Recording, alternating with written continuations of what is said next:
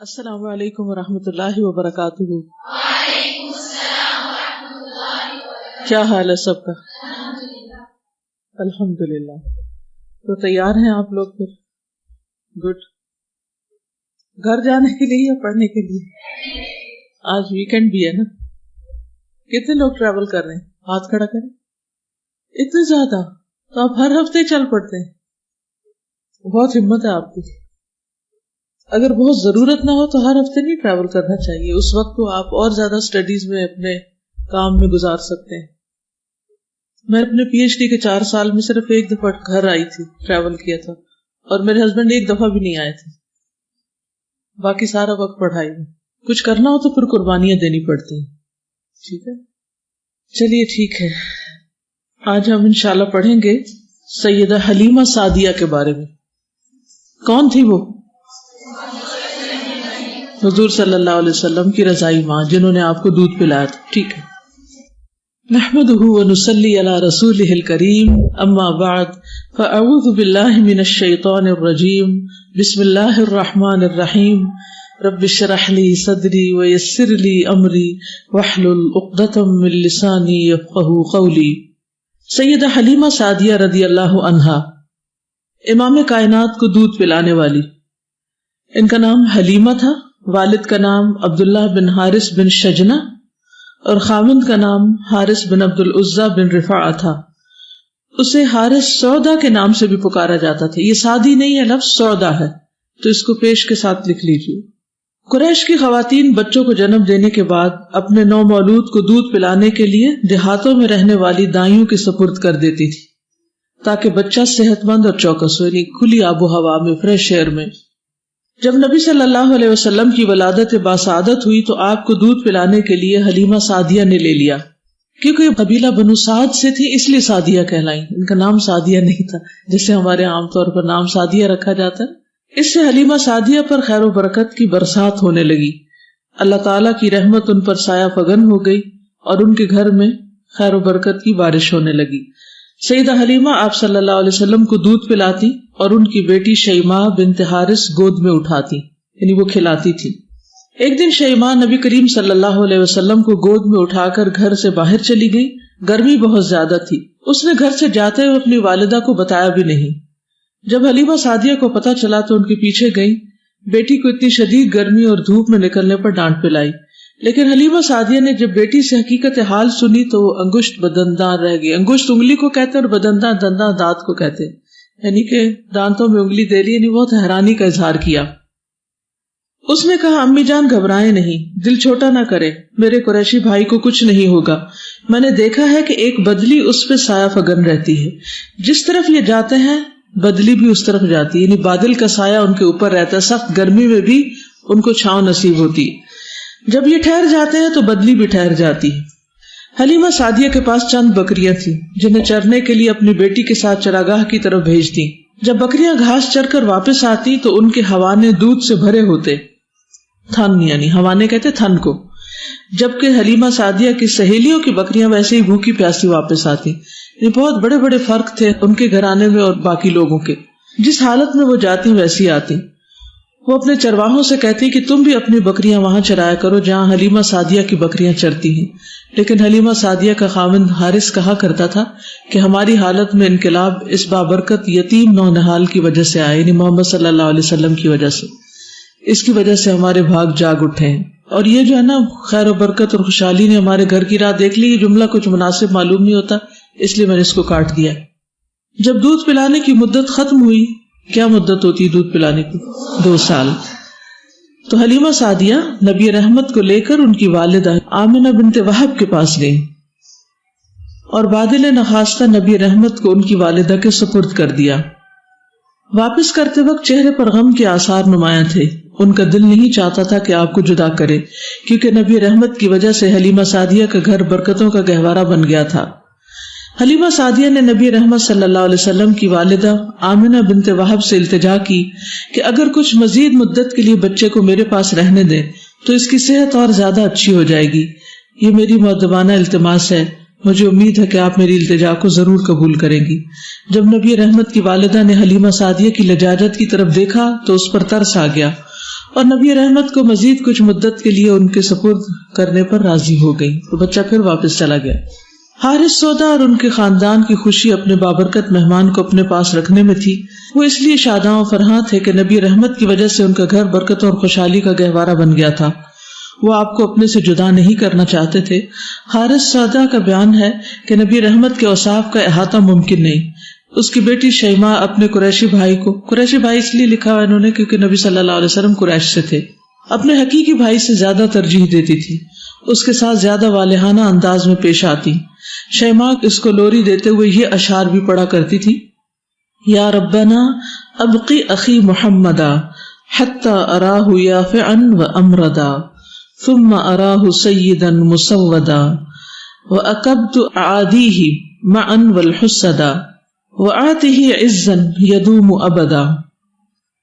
اے ہمارے رب، میرے بھائی محمد صلی اللہ علیہ وسلم کو باقی رکھنا یہاں تک کہ میں اسے گبرو جوان دیکھوں، یعنی بڑے ہوں، جوان ہوں، عمر دراز ہو، پھر اسے معزز سردار دیکھوں اور اس کے دشمنوں اور حاسدوں کو ایک ساتھ ملیا میٹ کر دے اور اسے دائمی عزت عطا کر دے۔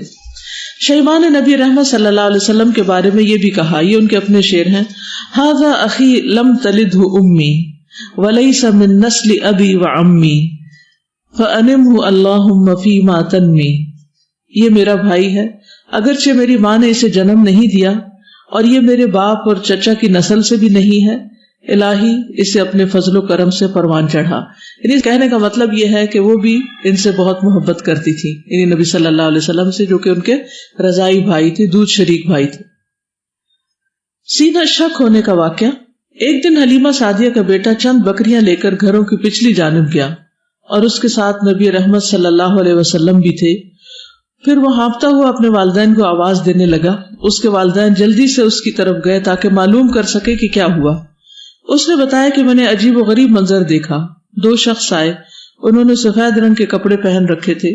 ان دونوں نے میرے قریشی بھائی کو پکڑ کر زمین پر لٹایا، پھر دونوں نے اس کا پیٹ چاک کیا، اندر سے کوئی چیز نکالی، پتہ نہیں وہ کیا تھا، پھر اسے وہیں واپس رکھ دیا اور پیٹ سی دیا۔ اس عمل سے میرے قریشی بھائی کا رنگ پھیکا ہو چکا ہے۔ پھر وہ دونوں شخص واپس چلے گئے۔ حلیمہ سعدیہ نے اپنے خاوند سے مشورہ کرتے ہوئے کہا کہ ہمارے لیے مناسب یہی ہے کہ اب ہم اس کو اس کی والدہ کے سپرد کر آئیں، کہیں کوئی اور ناپسندیدہ حادثہ پیش نہ آ جائے۔ یعنی اللہ سبحانہ وتعالیٰ جب کوئی کام کرنا چاہتا ہے تو اس کے لیے ایسے اسباب پیدا کر دیتا ہے۔ زندگی میں بعض اوقات کچھ حادثات، کچھ واقعات انسان کے ایسے پیش آتے ہیں، انسان سوچتا ہے کہ کیوں پیش آئے، لیکن ان کے پیچھے بھی کوئی حکمت ہوتی ہے۔ ضرورت اس بات کی ہے کہ ہم اللہ تعالیٰ کے فیصلوں پر راضی ہوں، انہیں قبول کریں اور اللہ تعالیٰ ہمارے لیے جو چاہتا ہے اس کی طرف دیکھیں۔ حلیمہ سعدیہ نبی رحمت صلی اللہ علیہ وسلم کو لے کر ان کی والدہ آمنہ بنت وہب کے پاس پہنچی اور اس سے بات کو چھپا نہ سکی، بلکہ جو حادثہ پیش آیا تھا وہ بتا دیا۔ والدہ نے بات سن کر حلیمہ سے کہا، میرا بیٹا بڑی شان والا ہے۔ ہاں، جب نبی رحمت کی عمر 40 سال ہوئی تو جبریل تمام لوگوں کے لیے اسلام کا پیغام لے کر ان کے پاس آئے اور لوگ جوک در جوک اسلام قبول کرنے لگے۔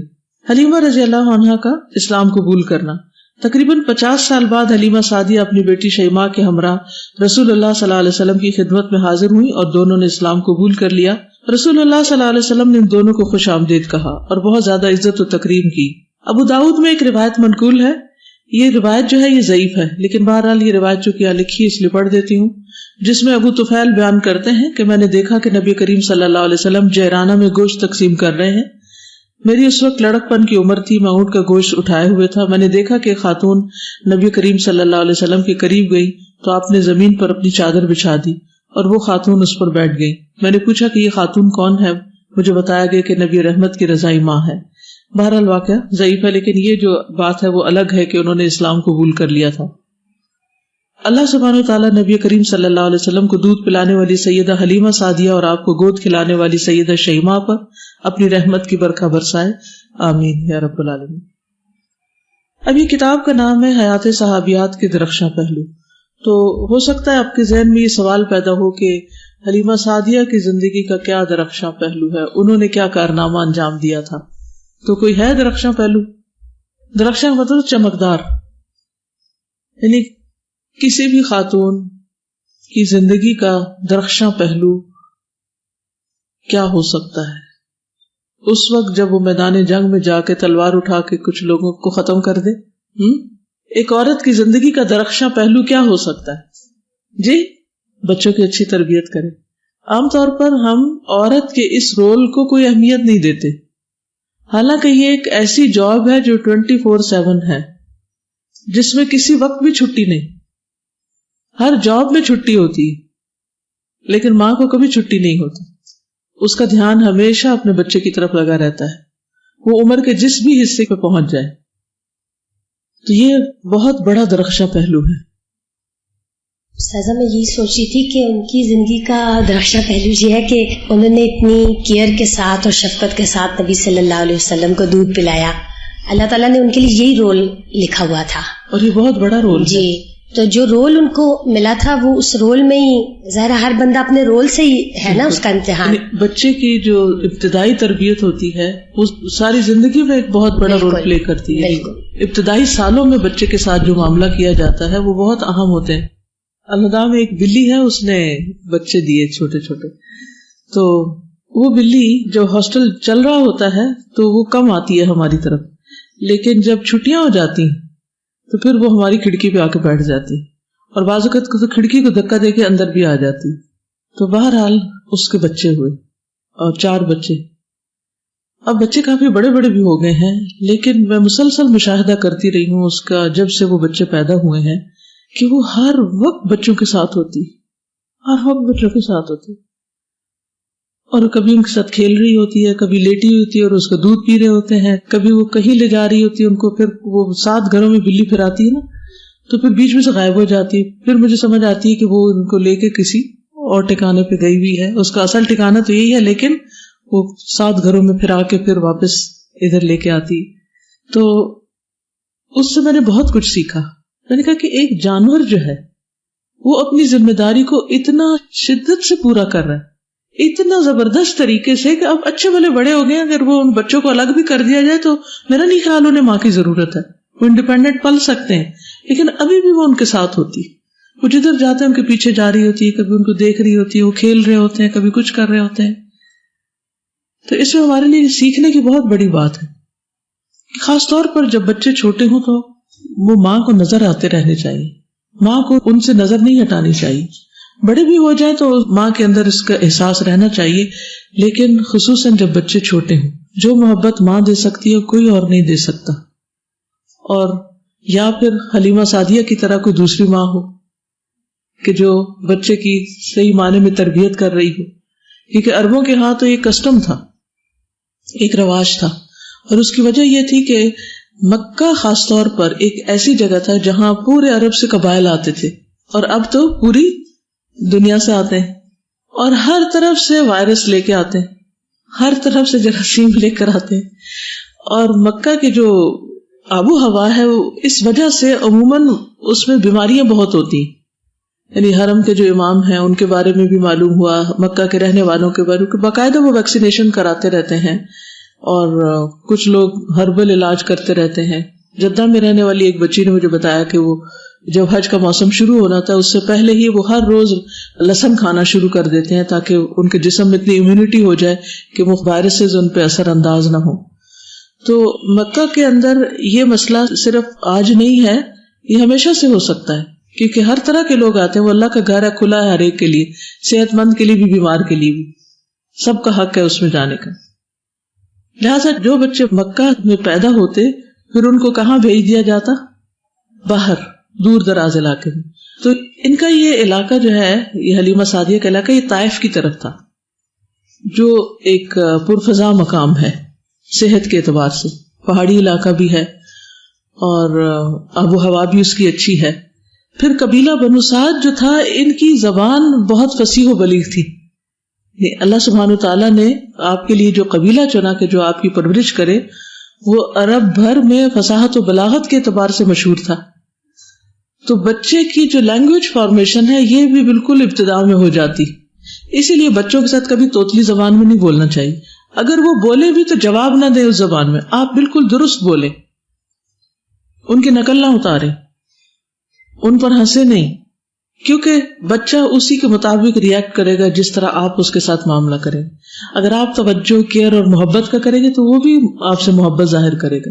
لیکن اگر آپ لاپرواہی برتیں گے یا پھر آپ اس پہ ہنسیں گے یا اس کا دل توڑیں گے، کیونکہ بچے کے لیے ماں ایسی ہستی ہوتی ہے کہ جس سے ساری امیدیں اس سے وابستہ ہوتی ہیں. اس کی ماں کو ماں کہتے، کا مطلب ارادہ کرنا بھی ہوتا ہے نا، اما یا امو کا مطلب، یعنی جب بچہ کہیں جاتا ہے اور اس کو چھوٹی سی بھی کوئی تکلیف ہوتی ہے تو وہ لوٹ کے کس کی طرف آتا ہے. اگر راستے میں کوئی اسے پکڑنے کی کوشش بھی کرے اور دلاست دینے کی تو وہ کیا کرتا ہے، دھکیل دیتا ہے کہ نہیں مجھے ماں ہی چاہیے. یہ قدرتی بات ہے، یہ اللہ نے دل میں رکھا ہوتا ہے. تو اس لیے ماں کو بہت سمجھدار اور بہت تربیت یافتہ ہونا چاہیے تاکہ وہ نسلوں کی صحیح طور پر تربیت کر سکے. تو نبی صلی اللہ علیہ وسلم 2 سال نہیں بلکہ کہا جاتا کہ 5 یا 6 سال کی عمر تک اس آب و ہوا میں رہے، حتیٰ کہ جسمانی طور پر، ذہنی طور پر، اور یہ جو آپریشن آپ کا ہوا تھا ہارٹ کا وہ روحانی طور پر، اور پھر اس کے ساتھ ساتھ زبان کے اعتبار سے بہت میچور اور اسٹرانگ ہو گئے تھے.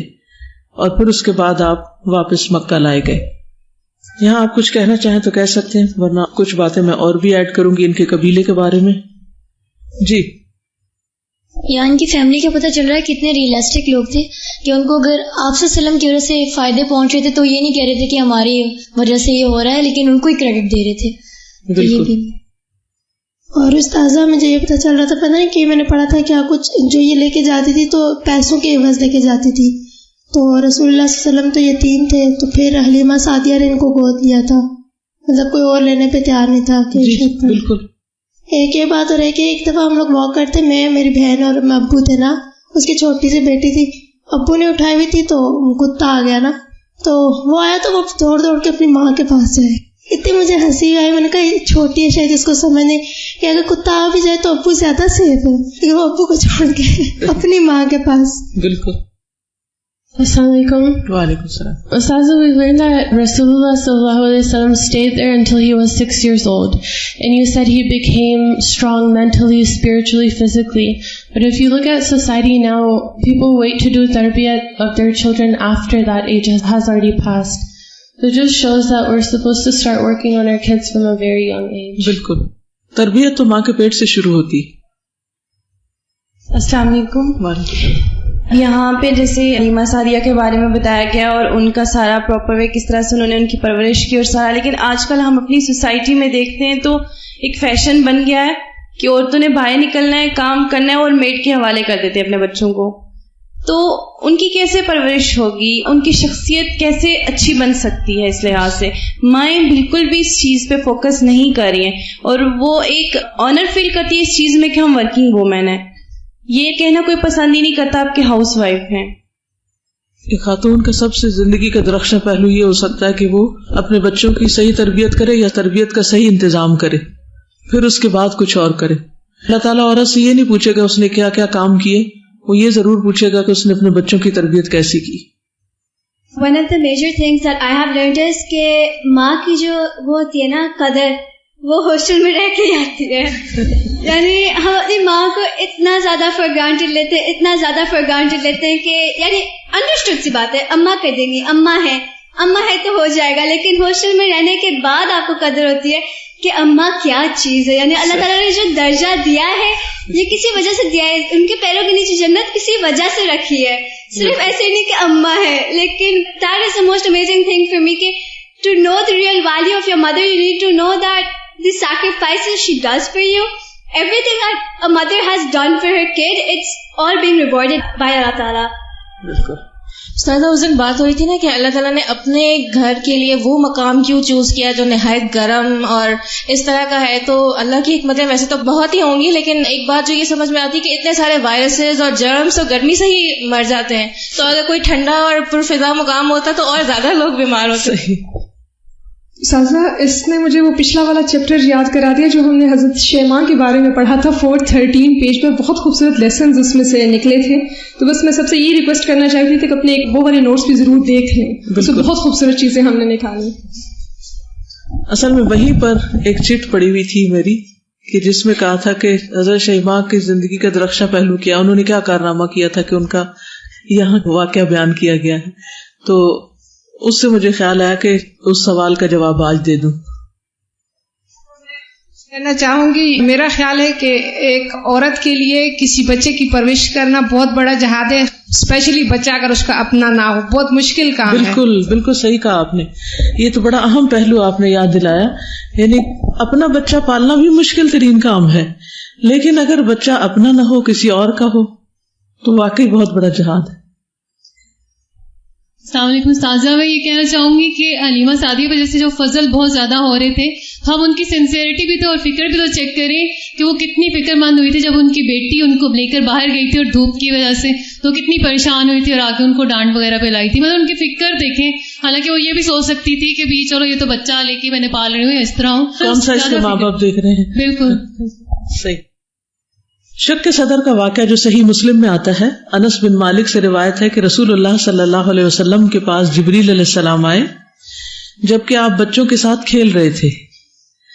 بس انہوں نے آپ کو پکڑا، نیچے لٹایا، پھر آپ کا سینہ چاک کیا اور دل نکال لیا. پھر اس سے ایک لوتھڑا نکالا اور کہا یہ آپ کے دل میں سے شیطان کا حصہ تھا، وہ نکال دیا گیا. پھر دل کو سونے کے تشت میں زمزم کے پانی سے دھویا، تشت پلیٹ کو کہتے ہیں. پھر اس کو جوڑا اور اس کی جگہ پر لوٹا دیا، یعنی دل باہر نکال کے اس کو کھول کے اس کو صاف کر کے دھو کے اور پھر دوبارہ واپس اندر ڈالا گیا. بچے دوڑتے ہوئے آپ کی والدہ یعنی آپ کی رضائی والدہ کے پاس آئے. انہوں نے کہا محمد صلی اللہ علیہ وسلم کو قتل کر دیا گیا. وہ آپ کی طرف دوڑے، آپ کو سامنے سے آتے ہوئے پایا، آپ کا رنگ بدلا ہوا تھا. انس کہتے ہیں میں اس سلائی کا نشان آپ کے سینے پر دیکھا کرتا تھا، یعنی نبی صلی اللہ علیہ وسلم کے سینے پر وہ کٹ موجود تھا، یعنی اس کا نشان موجود تھا. یہ روایت صحیح سیرت النبوی میں آتی ہے جو علامہ البانی کی کتاب ہے. عتبہ بن عبد سے روایت ہے، ایک شخص نے نبی صلی اللہ علیہ وسلم سے سوال کیا تو کہا اے اللہ کے رسول، آپ کے ابتدائی حالات کیسے تھے؟ یعنی کسی نے آپ سے آپ کی ارلی چائلڈہڈ کے بارے میں پوچھا. فرمایا میری دودھ پلانے والی بنو سعد بن بکر سے تھی. میں اور اس کا بیٹا بکریاں چرانے کے لیے گئے اور ہم اپنے ساتھ کھانا نہیں لے کر گئے. تو میں نے کہا اے میرے بھائی جاؤ اور ہماری ماں کے پاس سے کھانا لے آؤ. میرا بھائی چلا گیا اور میں بکریوں کے پاس رک گیا تو 2 سفید پرندے آئے، گویا کہ وہ دونوں باز ہوں، باز جیسے بڑے پرندے. بس ان میں سے ایک نے اپنے ساتھی سے کہا کیا یہ وہی ہے؟ اس نے کہا ہاں وہی ہے، یعنی جس کی ہمیں تلاش ہے. تو وہ دونوں آگے لپکے، پھر مجھے پکڑ لیا تو انہوں نے مجھے لٹا دیا، میرا پیٹ چاک کیا، میرا دل نکالا، اس کو چاک کیا یعنی کاٹا، تو خون کے 2 جمے ہوئے لوتھڑے نکالے. ان میں سے ایک نے اپنے ساتھی سے کہا میرے پاس پانی اور برف لے آؤ، پھر اس کے ساتھ میرے پیٹ کو دھویا. پھر کہا میرے پاس ٹھنڈا پانی لاؤ، تو میرے دل کو اس کے ساتھ دھویا. پھر کہا میرے پاس سکینت لاؤ، تو اس سے میرے دل کو بھر دیا. پھر ان میں سے ایک نے اپنے ساتھی سے کہا اس کو سلائی کر دو، تو اس نے سلائی کر دی اور میرے دل پر ختم نبوت کی مہر لگا دی. ان میں سے ایک نے اپنے ساتھی سے کہا اس کو ترازو کے ایک پلڑے میں رکھو اور امت میں سے 1000 کو دوسرے پلڑے میں. پھر جب میں 1000 کی طرف اوپر دیکھتا تو میں ڈرتا تھا کہ ان میں سے بعض مجھ پر گر نہ جائیں، یعنی وہ پلڑا وہ اوپر ہوتا تھا، نبی صلی اللہ علیہ وسلم کا جھکا ہوا ہوتا تھا. پھر کہا اگر ان کی پوری امت بکریوں سمیت تولی جائے پھر بھی یہ سب پر بھاری ہوں گے، یعنی محمد صلی اللہ علیہ وسلم. پھر وہ دونوں مجھے چھوڑ کر چلے گئے تو میں بہت زیادہ ڈر گیا. پھر میں اپنی ماں کی طرف گیا، جو میرے ساتھ واقعہ پیش آیا اس کو بتایا. وہ ڈر گئی کہ مجھے کوئی جن نہ چمٹ گیا ہو، تو کہا میں تجھے اللہ کی پناہ میں دیتی ہوں. تو انہوں نے اپنے ایک اونٹ پر کجاوا کسا اور مجھے سواری پر بٹھا دیا. میرے پیچھے سوار ہوئی حتیٰ کہ میری امی کے پاس پہنچ گئے تو اس نے کہا میں نے اپنی ضمانت اور ذمہ آپ کے حوالے کر دیا. یعنی اس واقعے کے بعد انہوں نے کہا اب میں نہیں رکھتی ان کو، اور ان کو سارا واقعہ بھی سنایا جو میرے ساتھ پیش آیا. وہ بالکل نہیں ڈری اور انہوں نے کہا میں نے دیکھا تھا کہ مجھ سے نور نکلا جس سے شام کے محلات روشن ہوئے. تو نبی صلی اللہ علیہ وسلم کے بچپن میں ہی ایسی انیوژل قسم کی نشانیاں آپ کے ساتھ ہوئی کہ جس کی وجہ سے سب کانشیس تھے، یعنی ایک طرح سے جانتے تھے کہ یہ غیر معمولی بچہ ہے، ایکسٹرا آرڈنری چائلڈ ہے. تو اللہ سبحانہ وتعالیٰ نے آپ کو بچپن سے ہی نوازا تھا. انہی کی وجہ سے، یعنی آپ نے اس قبیلے میں رضاعت پائی تھی اور بچپن گزارا تھا، تو اس احسان کا بدلہ دینے کے لیے آپ نے ان کے قیدی آزاد کر دیے تھے. کب؟ غزوہ حنین کے بعد. روایات سے پتہ چلتا ہے کہ حلیمہ سعدیہ کا تعلق قبیلہ حوازن سے تھا. تو جب اس کے قبیلے کو قید کر لیا گیا تو انہوں نے آپ کو رضاعت کا واسطہ دیا. علامہ البانی نے اپنی کتاب صحیح السیرہ النبویہ میں لکھا ہے کہ بے شک آپ صلی اللہ علیہ وسلم کی برکت حلیمہ سعدیہ اور ان کے گھرانے پر واقع ہوئی جبکہ آپ چھوٹے تھے. پھر حوازن پر آپ نے یہ برکت دوبارہ پہنچائی، یعنی جب بڑے ہوئے تو پھر دوبارہ آپ کے قبیلے کو فیض پہنچا. جب ان کی جنگ کے بعد آپ نے ان کو قید کر لیا تھا، یہ فتح مکہ کے 1 مہینے کے بعد واقعہ پیش آیا، تو انہوں نے آپ کی طرف اپنی رضاعت کی نسبت کی کہ آپ نے تو ہمارے ہاں بچپن میں دودھ پیا ہوا ہے، تو ہم آپ کے قیدی ہو گئے ہیں، تو اس وجہ سے آپ ہمیں آزاد کر دیں. تو آپ نے ان کو آزاد کیا اور ان کے ساتھ شفقت اور محبت کا معاملہ کیا. صحیح بخاری میں آتا ہے قبیلہ حوازن نے نبی صلی اللہ علیہ وسلم سے ان کی رضاعت کے سبب درخواست کی تو آپ نے مسلمانوں سے ان کا حق معاف کروا لیا. اور یہ تھوڑی سی ہے تفصیل، لیکن یہ ہے کہ قبیلہ بنو حوازن نے جس طرح نبی صلی اللہ علیہ وسلم سے ریکویسٹ کی، وہ الفاظ بھی کافی توجہ طلب ہیں اور بہت خوبصورت ہیں. کبھی کسی سے ریکویسٹ کرنی ہو تو ایک اچھے آپ کو الفاظ مل جائیں گے. ابو جرول زہیر بن سر جشمی کہتے ہیں جب رسول اللہ صلی اللہ علیہ وسلم نے ہمیں غزوہ حنین اور حوازن کے دن قیدی بنایا تو آپ نے نوجوانوں اور عورتوں کو علیحدہ علیحدہ تقسیم کرنا شروع کر دیا. میں نے اس وقت یہ اشعار پڑھے، اے اللہ کے رسول ہم پر احسان کریں، مہربانی ہوگی، کیونکہ آپ ایسی شخصیت ہیں جن سے ہمیں امید ہے اور ہمیں اپنی درخواست پوری ہونے کا انتظار ہے. باعصمت عورتوں پر احسان کریں جنہیں تقدیر نے پابند کر دیا، جن کی شیرازہ بندی زمانے میں بکھر چکی ہے. یعنی ایک گھر، ایک خاندان، ایک قبیلے کے لوگ اب بکھر جائیں گے، پھیل جائیں گے، کوئی کسی کا غلام ہوگا، کوئی کسی کی کنیز ہوگی، بچے کسی کے پاس ہوں گے، یعنی سارے گھر ٹوٹ جائیں گے. زمانے نے ہمیں غمگین ہو کر چلنے پر مجبور کر دیا ہے، ہمارے دلوں پر سختی اور مصیبت چھائی ہوئی ہے. اگر ان پر احسان نہیں کریں گے تو یہ بکھر جائیں گے. اے وہ ہستی جو کٹھن مراحل میں بردباری میں راجح ترین ہوتی، یعنی آپ ہمیشہ مشکل وقت میں بہت بردباری سے کام لیتے ہیں. ان عورتوں پر رحم کرے جن کا آپ دودھ پیتے تھے، یعنی آپ کے قبیلے کے لوگ ہیں یہ. وہ آپ کو اس وقت مزین کر رہی تھی جب کچھ چیزیں اختیار کی جاتی ہیں اور کچھ کو ترک کر دیا جاتا ہے، یعنی اس وقت یہ آپ کو ایک طرح سے پال رہی تھی. آپ ان کو اس طرح نہ کریں کہ جن کا شیرازہ بکھر چکا ہوتا ہے، یعنی تتر بتر نہ ہو جائیں گے. آپ ہم پر احسان کرنے میں ہم سے سبقت لے جائیں. ہم تو ایک ہی قوم ہیں، جن نعمتوں کی ناشکری کی جاتی ہے ہم ان کا شکریہ ادا کریں گے، یعنی ہم شکر گزار ہیں اور آج کے بعد آپ کے احسان مند ہوں گے. ان کو معاف کر دیں جن کا آپ دودھ پیتے تھے. کیا خوبصورت بات ہے نا، ان کو معاف کر دیں جن کا آپ دودھ پیتے تھے، یعنی اپنی ماں کو. بے شک اس معافی کو شہرت ملے گی. جب آپ صلی اللہ علیہ وسلم نے یہ اشعار سنے تو فرمایا جو میرا اور عبد المطلب کا حصہ ہے وہ تم لوگوں کا ہے. قریش نے کہا جو ہمارے حصے میں آئے وہ بھی اللہ اور اس کے رسول کے لیے ہے. انصار نے کہا جو ہمارے حصے میں آئے وہ بھی اللہ اور اس کے رسول کے لیے. یعنی سب سے پہلے آپ نے اپنے حصے اور اپنے خاندان کے حصے کو آزاد کیا، تو باقی جو آپ کے ساتھی تھے قریش میں سے انہوں نے آزاد کر دیا. پھر مدینہ کے جو لوگ تھے انہوں نے بھی آزاد کر دیا، اور اس طرح سارا قبیلہ آزاد ہو گیا. یعنی آپ نے اپنی ذات سے شروع کیا. مسور بن مخرمہ کہتے ہیں کہ جب قبیلہ حوازن کا وفد نبی صلی اللہ علیہ وسلم کی خدمت میں حاضر ہوا تو آپ صلی اللہ علیہ وسلم لوگوں میں کھڑے ہوئے اور اللہ کی شان کے مطابق ثنا کی. پھر فرمایا اما بعد، بے شک تمہارے بھائی توبہ کر کے ہمارے پاس آئے ہیں.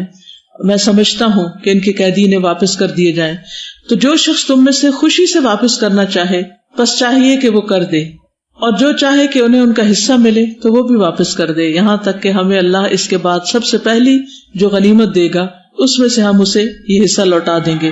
تو لوگوں نے کہا کہ ہم بخوشی ان کو آزاد کرتے ہیں. تو اس سے ہی پتہ چلتا ہے کہ نبی صلی اللہ علیہ وسلم نے بھی خوبصورت طریقے سے لوگوں سے سفارش کی. آرڈر نہیں کیا، ان کو جبرن نہیں کہا، زبردستی نہیں کی، حکم نہیں چلایا. حالانکہ آپ پورا اختیار رکھتے تھے کہ آپ ان کو جیسے چاہیں کہیں، اور اس طرح انہوں نے ان کو آزاد کروا دیا. تو یہ تھی حلیمہ سعدیہ جو آپ کی رضائی ماں تھی، اور یہ تھا ان کا قبیلہ جن پر آپ نے احسان کیا تھا. ایک صحابیہ اور پڑھ لیتے ہیں. سیدہ شفا بنت عبداللہ